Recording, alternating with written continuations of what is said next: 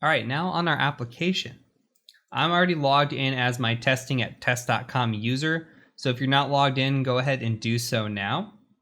We're going to abuse one feature, and I do encourage you to come in here and look at all the different broken access controls that they have and just kind of get an understanding of all the different ways that you can manipulate things here, okay? And gain access to places that you shouldn't. But the one that we're going to be looking at is putting feedback in another user's name. This, when I show it to you, I'm going to explain to you why I like this one, because it's a nifty little trick that you're going to see here. So let's go ahead and go to account, or actually let's go over here and go to customer feedback. So our goal is to leave feedback in another user's name. So I'm going to say mean things. You're terrible. I'm going to make this person look bad. I'm going to give a 1-star rating. Let's go ahead and solve the CAPTCHA using our PEMDAS, right? So 6 minus 5 is 1, plus 9 is 10.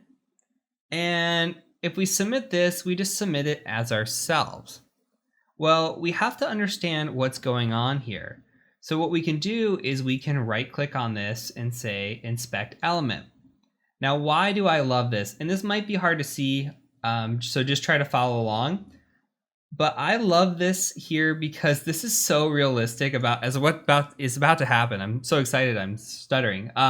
So with what's about to happen here, a lot of times I'll log into an application or a web page, even like big name vendors I've seen this on, where you go in there and there's like a username and password field, or what's your security answer, and you see it and it's like all stars, right? Well, something I like to do is I like to inspect that element and see if it's holding the value there, but it's just hiding it or masking it from us, which is exactly what's happening here. So we inspected the element, and you should be brought somewhere here like this div class.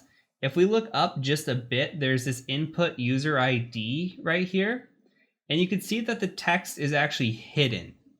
So it says hidden right here. I want to go ahead and just delete that and see what is going on here and what text is actually hidden. And you see it says 18. It's a user ID of 18. They're just hiding this. This is not a good way to do this, right? This is terrible. But this, honestly, this is so true, is you have this password field just like this where it's all blanked out. You right click on it and it says hidden. You just set it to, you delete it, or you say false, or you want to show these passwords, or it'll say field type equals password, and you just say field type equals text. And guess what? It'll show everything in clear text. So this is a form of bypassing broken access control here, or bypassing access control. So we are user ID 18 in this application. I'm just going to go ahead and try to pick user ID number 1, which should be probably an admin or the first user created if they're incrementing these in numerical order. So let's go ahead and submit that. And you can see it says forge feedback. We have done it. So we just posted feedback in another user's name. That's broken access control. We weren't supposed to do that. Another example is, say we wanted to, I think it's administrator or administration or something along those lines here. If we wanted to try to navigate to that page, look, it had it for a second and it blocked us. So we need to try to abuse all the features here that we possibly can.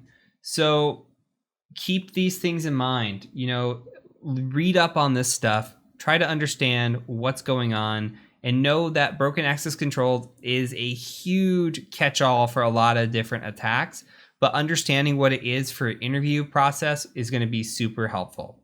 So that's it for this. We're going to go ahead and move on to number 6, which is security misconfigurations.